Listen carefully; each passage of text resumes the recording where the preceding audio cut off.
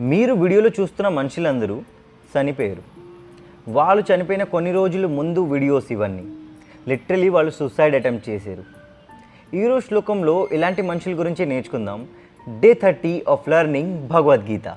ఏతాన్న హంతుమిచ్ఛామి జ్ఞతోపి మధుసూదన అపి త్రైలోక్య రాజ్యస్య హేతుః కిం ను మహి కృతే.